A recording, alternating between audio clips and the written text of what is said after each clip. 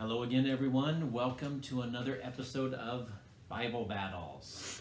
We are back again to go over some fantastic books in the Bible, some of our favorites, some of the ones maybe we don't know as well, to talk about them. We're doing a tournament to pick our favorite book, and it leads to various discussions, it leads to arguments, and it even leads to mistakes being made sometimes. Pure and utter sadness. So let's see how we do today. We've got some great books to talk about, and we're going to look at do you guys have anything to say before we begin? Before I get to the books? Oh, I know. You know everything. But back when we did the hymns one, I say we should have taken Daniel and Revelation and just thrown them out. There she goes again. She's picking books that shouldn't even be discussed. That's right. Which is the exact antithesis of what this whole thing is about. It's about talking about our books and wrestling with picking our favorite ones. I don't like to wrestle. I guess not. Ethan? You're that type of person who's just like, participation trophies! Yes! Everybody's a winner! Yes! Jeanette, do you have a favorite book in the Bible? I have 66 favorite books in the Bible. That's right. How can you not have one? How can you throw any of the Bible out? That's my question. We're just saying this one speaks to me more than this one at this point in time. All right. So Jeanette comes along kicking and screaming to another episode of Bible Battles. And here we have two amazing Old Testament books. One that's probably very well known, and the other one maybe not so well known. But we have Daniel, which is a wonderful book that just about everybody has heard of. If they've read anything in the Bible or heard anything about the Bible, they know stories from Daniel, like Daniel in the lion's den. They know the story of the fiery furnace. If they've dug any more, they've learned Daniel has amazing prophecies in it as well.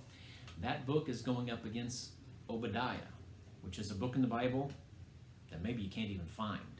It's not an easy book. It's one of the minor prophets, not minor that they didn't have a big message, but more minor because they were shorter. And Obadiah is a very short book, which means Jeanette probably in love with it. Yes. So here we go. Daniel versus Obadiah. What are we thinking today? Obadiah.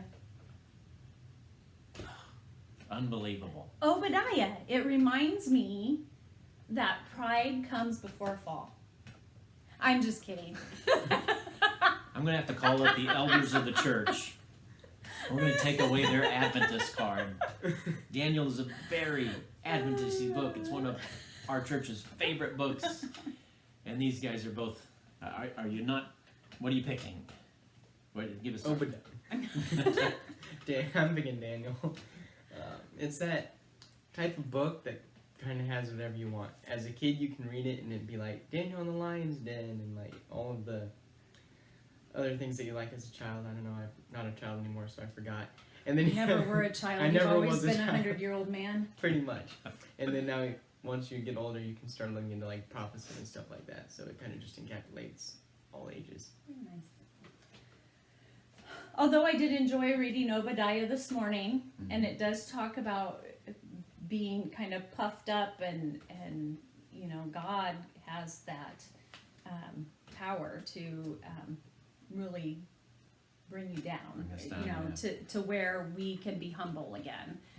I do have to pick Daniel. All right, they didn't mess up. I'm going with Daniel as well. Obadiah is a prophecy against Edom, if I'm remembering correctly, and so certainly letting us know that God will deal with evil and He will protect His people. There will be a remnant, even a remnant of Edom. So letting us know that all nations, people can be saved. But Daniel, oh my goodness, what an amazing book. If it weren't for Daniel and how God used that book, I wouldn't be an Adventist. I wouldn't be an Adventist. You wouldn't be a pastor's wife. And you may not even exist. Probably wouldn't. You certainly wouldn't be a pastor's kid. Thank you, Daniel, for being thrown in the lion's den. Daniel was the first sermon I ever heard, Adventist sermon, was about Daniel chapter 9, the time prophecy there. And that's the one that just blew me away. I was just stunned that there was a prophecy that predicted exactly when the Messiah would come, and then 3.5 years later, exactly right on time when the Messiah would be crucified. It just suddenly told me that the Bible's real, which means God must be real. So it completely changed my life. Love that book. I think it will go far in this tournament. We'll You see. can't ever guess. I don't know. But it advances into this round, into the next round. So now we have our next Bible battle, and this is a battle of old versus new. Here we have the book of Lamentations from the Old Testament, which is kind of what the name says. It is a lament. It's a book about the sadness and the fall of Jerusalem, and it's coming up against a short book from the New Testament, 3rd John, one of the last books of the New Testament that John wrote. And so, two great books here.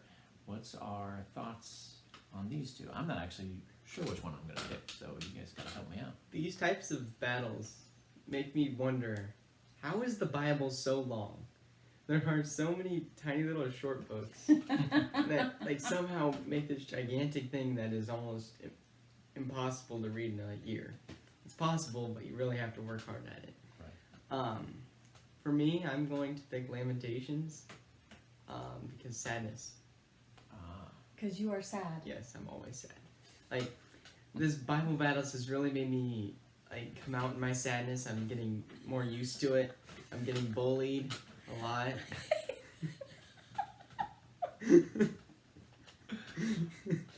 I think this is a conversation maybe for later. I don't know. All right, so Ethan is picking I'm picking Lamentations. Lamentations. Jeanette, do you have thoughts on these books? I do have a couple thoughts.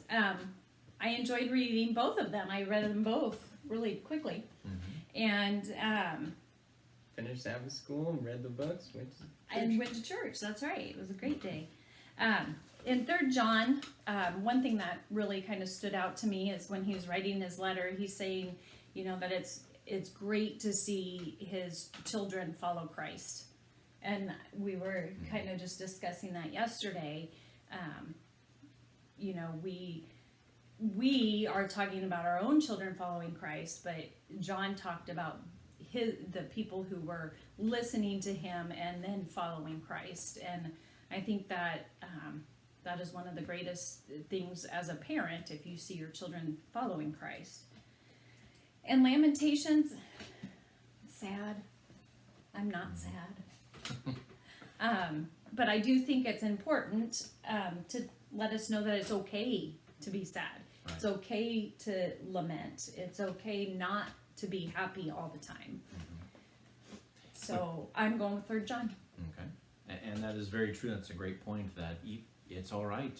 You don't have to be on top of the world all the time. And in fact, this year, it's kind of a year of lamenting. We've done a lot of lamenting things that have been lost.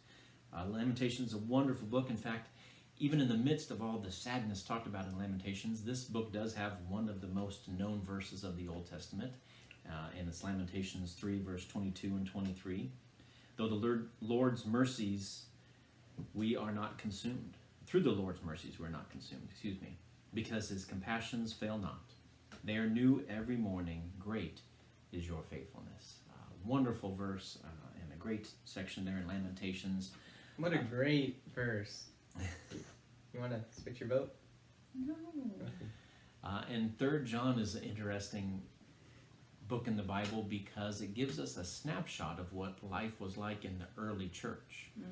And it wasn't always sunshine and roses. There were problems going on, and John is writing about someone who was causing some problems and letting people know that there is a better way to live, caring for others. And so because of that, because it shows this idea that even in the early church, there were problems. And so we can expect that here in the latter church that we have as we get closer to the second coming, there are still going to be problems. And it's not that the church is falling. It's not that people are worse now, although maybe they are.